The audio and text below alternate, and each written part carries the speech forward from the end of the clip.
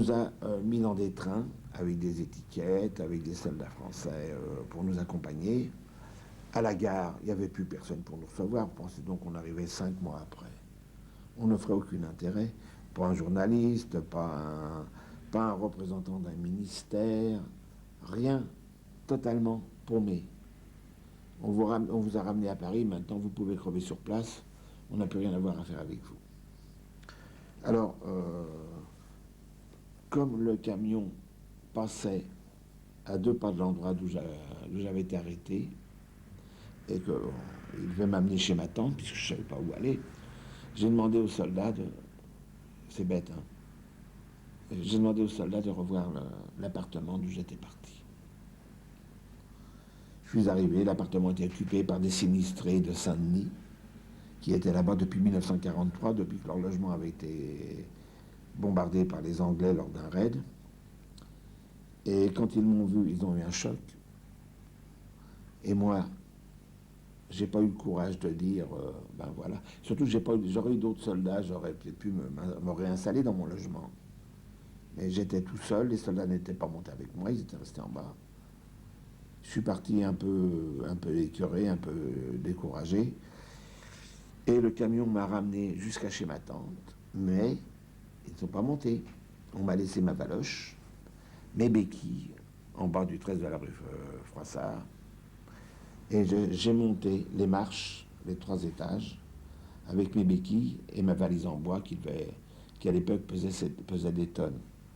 Et je suis donc arrivé chez ma tante. Ceci pour vous dire que rien, strictement rien, n'a été fait pour nous. Bien gentil de nous avoir ramenés en France, bien gentil de nous avoir... mais une fois là, on nous laissait dans la merde.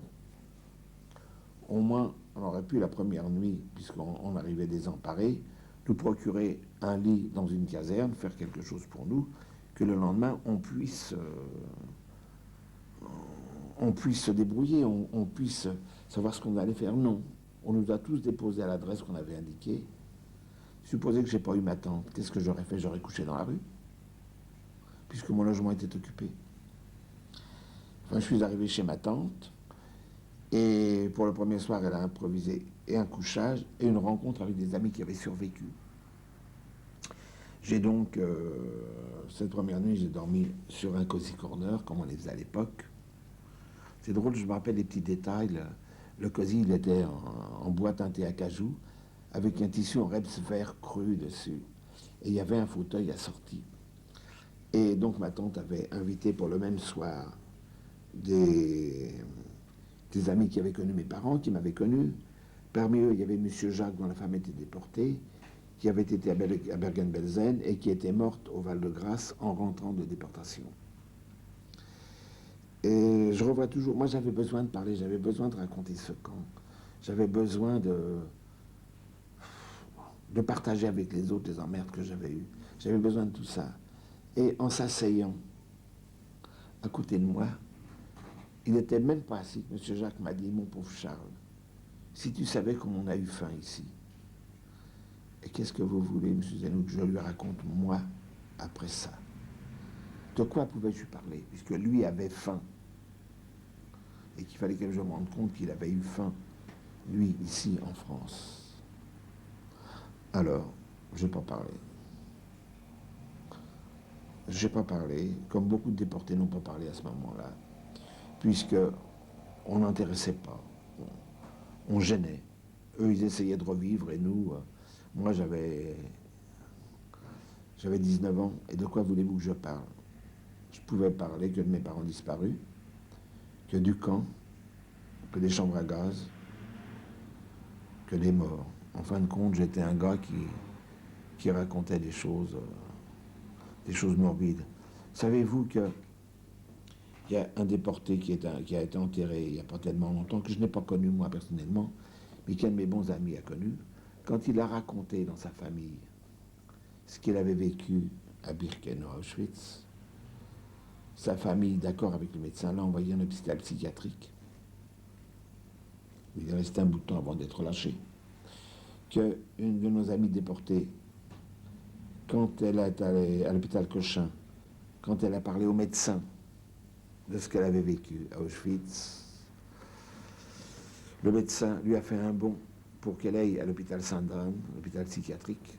Et sur le bon, il y avait marqué qu'il fallait l'examiner parce qu'elle avait des tentations morbides. Vous voyez, on voulait pas nous croire. Et puis, au bout de 15 jours, mon oncle, qui n'a pas compris, lui, c'était pas de la méchanceté, certainement pas, mais il n'a pas compris, il n'avait rien. Lui, il me disait, mais enfin, il faut quand même que tu commences à travailler, tu ne peux pas rester sans travailler. Vous voyez, normalement, dans l'état où j'étais, il aurait fallu que je reparte quelque part pour me remplumer, pour rien. Et c'était l'opinion de beaucoup de gens. Pourquoi tu travailles pas? Tenais de dire quand même, tu as eu 3 ans de vacances, maintenant c'est assez de fainéanter, il faudrait quand même te mettre à faire quelque chose. Alors, j'ai commencé à travailler, sans enthousiasme, sans force, sans rien. Mais j'ai commencé à travailler, un boulot qui ne me plaisait pas, mais que je faisais. Et j'ai vécu comme ça chez mon oncle un certain nombre de mois, je ne me souviens plus combien.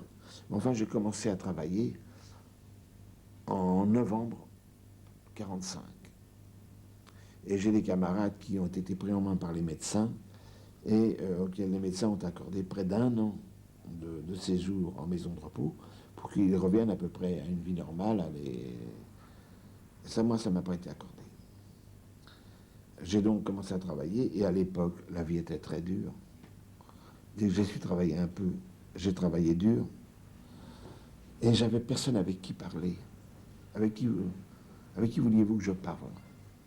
Les autres, puisque les autres ne s'intéressaient pas à moi. S'il y avait mes grands-parents, j'allais pas me raconter à mes grands-parents. Grand-père avait près de 80 ans. Il était toujours le paysan solide qu'il avait été. Hein, il était encore capable de prendre un sac de 40 kilos de ciment pour le mettre sur ses épaules.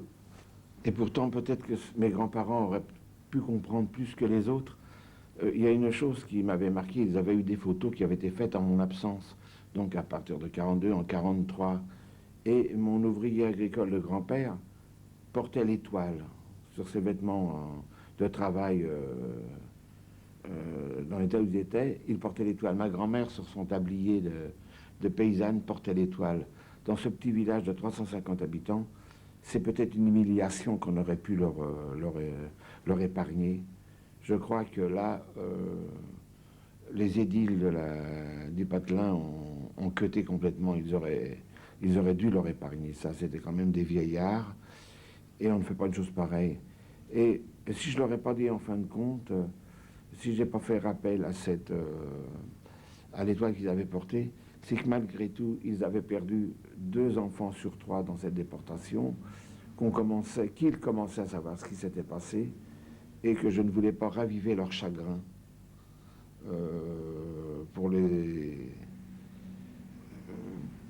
faire comprendre comment étaient morts et ma mère et mon oncle. Je suis donc resté avec mes problèmes. Et puis, en janvier 1946, j'ai rencontré un jour quelqu'un qui m'a dit tu sais, à l'amicale, à l'hôtel Monceau, je crois, enfin, ou à l'hôtel, dans un grand hôtel, il y a un rassemblement d'anciens déportés d'Auschwitz. Tu devrais y aller, tu verras peut-être des gens. Alors, j'y ai été. Et j'ai retrouvé des gens que j'avais connus, très peu, mais des gens que j'avais connus dans les camps, et j'ai retrouvé le coiffeur qui m'avait tondu à Drancy, le coiffeur qui avait été mon bon copain au camp. Et depuis ce temps-là, je dois dire qu'on ne s'est pas quitté. Et du jour où j'ai retrouvé mes camarades de déportation, j'ai pu parler avec eux de nos épreuves communes. Et ça m'a un peu libéré.